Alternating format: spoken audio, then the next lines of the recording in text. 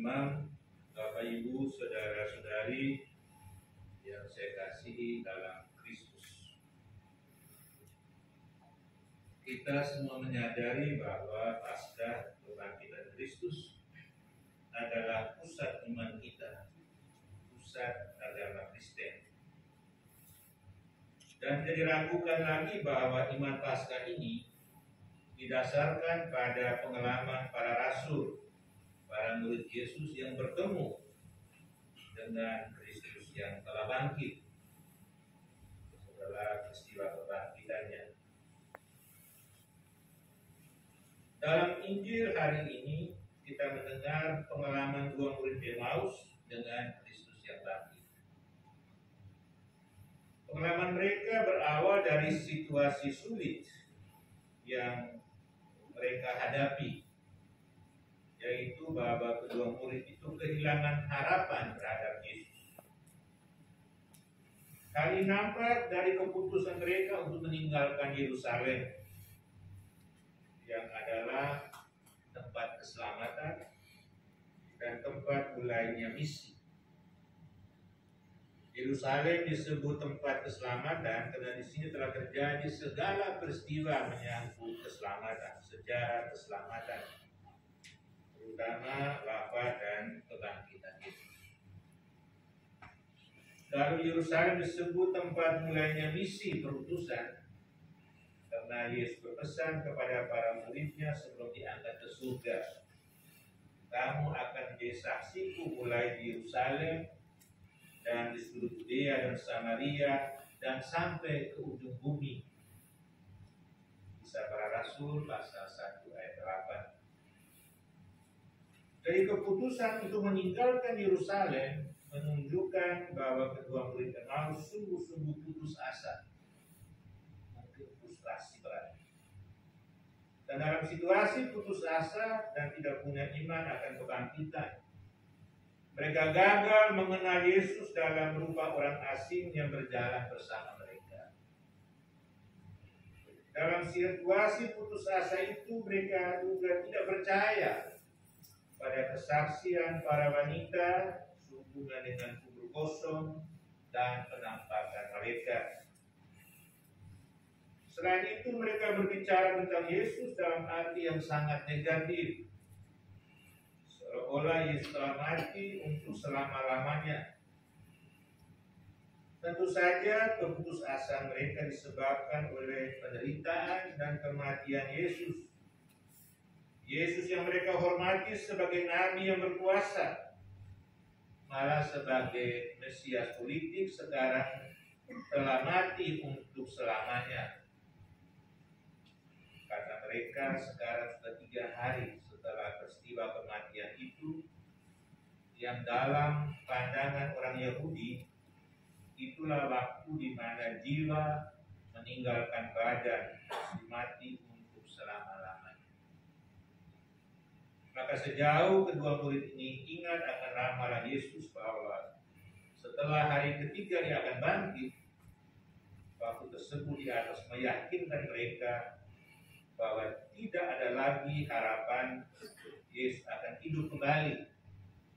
Dia telah mati untuk selama-lamanya. Apalagi setelah memiliki kesaksian para wanita, tidak seorang murid pun telah melihat Yesus yang bangkit.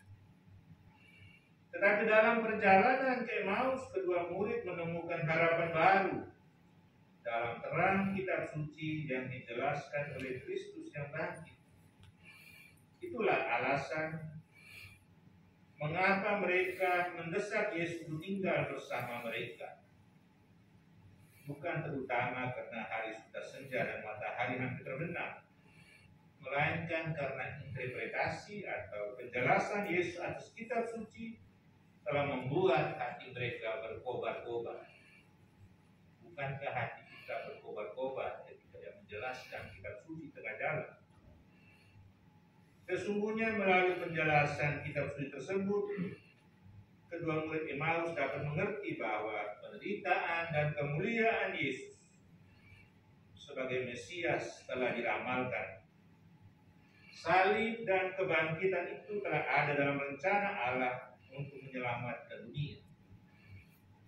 Jadi kitab suci mempunyai peranan penting karena satu pihak memungkinkan Yesus untuk dapat mewahyukan dirinya, sedangkan di pihak lain membangkitkan harapan baru dalam diri kedua murid Emmaus. Namun secara khusus, kedua murid Emmaus sungguh dibaharui dan percaya akan Yesus yang bangkit dalam perjamuan malam di Emmaus ketika mereka mengenal Yesus dalam pemecahan roti yang adalah Ekaristi. Dengan ini mereka mengerti seluruh kitab suci sehubungan dengan Yesus. Dan mereka segera kembali ke Yerusalem dengan kegembiraan besar dan dengan kepastian bahwa Yesus sungguh telah bangkit. Kembalinya mereka ke Yerusalem menunjukkan bukan hanya pertobatan, melainkan juga bersedia untuk menjadi saksi-saksi Kristus yang bangkit dalam persatuan dengan ke-11 rasul dan para murid Yesus yang lain. Rekan-rekan imam, Bapak Ibu Saudara-saudari yang mengimani Kristus yang bangkit. Seperti kedua murid Emmaus, semua kita pernah mengalami kekecewaan, putus asa, sakit hati ketika apa yang kita inginkan dan kita harapkan tidak berjalan sebagaimana mestinya. Nampaknya kita seperti orang lumpuh dalam bacaan pertama tadi, yang tidak berdaya dan menderita ketika kita mengalami hal-hal. Kita mungkin kecewa karena dunia kita masih terus mengalami berbagai masalah dan krisis. Ada penyakit, pandemi COVID-19, ada bencana alam, ada perang Ukraina, Rusia yang membawa dampak global dan lain-lain sebagainya. Kita mungkin kecewa ketika mendengar, menyaksikan di media-media mainstream, media sosial, banyak pelanggaran hak asasi manusia, kekerasan, kejahatan, pembunuhan, korupsi, berita-berita bohong, dan lain-lain.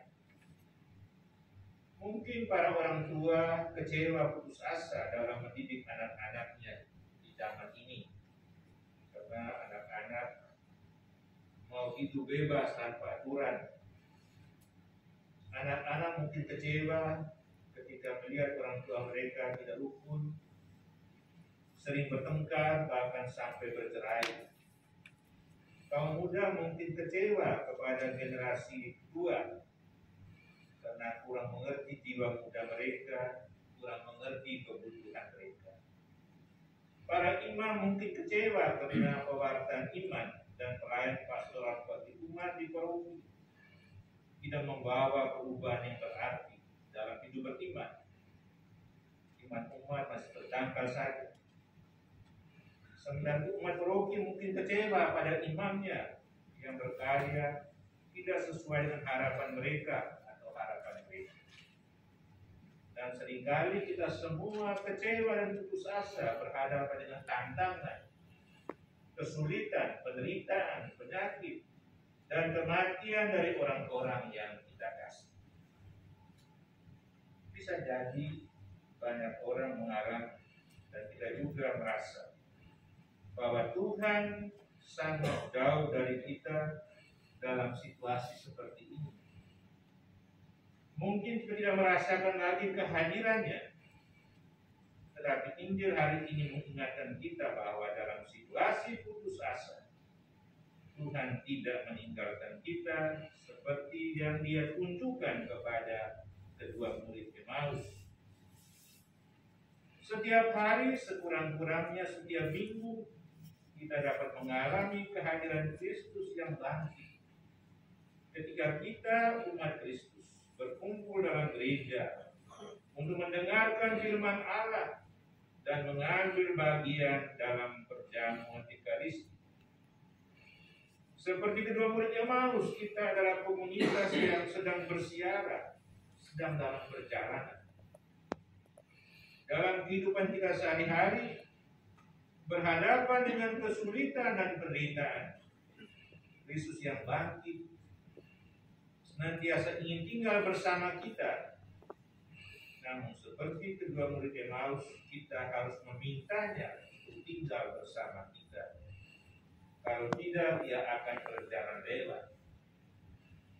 Kita harus membuka hati kita untuk mendengarkan firman-Nya dalam kitab suci dan mengambil bagian secara aktif dalam perjamuannya. Di sanalah kita akan bertemu dengan Dia dan dikuatkan oleh.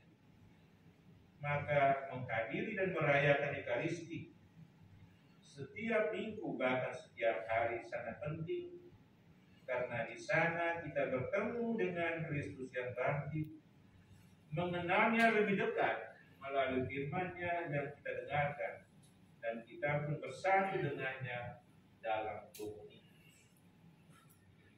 Selain itu, kita semua termasuk para moderator, koordinator dan anggota karismatik seluruh Indonesia yang mengadakan pertemuan di sini mempunyai kewajiban untuk memberi kesaksian kepada saudara-saudari kita yang tidak merasakan lagi kehadiran Tuhan dalam hidupnya karena kesulitan dan penderitaan yang mereka hadapi. Kita harus memberi kesaksian tentang pentingnya Ekaristi bagi mereka, di mana kehadiran Kristus dapat dikenal dan dialami lebih dekat. Dan lebih utama, kesaksian kita harus ditunjukkan dalam keberanian dan kesetiaan kita kepada Yesus yang bangkit, berhadapan dengan segala kesulitan dan penderitaan dalam hidup ini, dan Ekaristi menjadi salah satu kunci kekuatan. Semoga Tuhan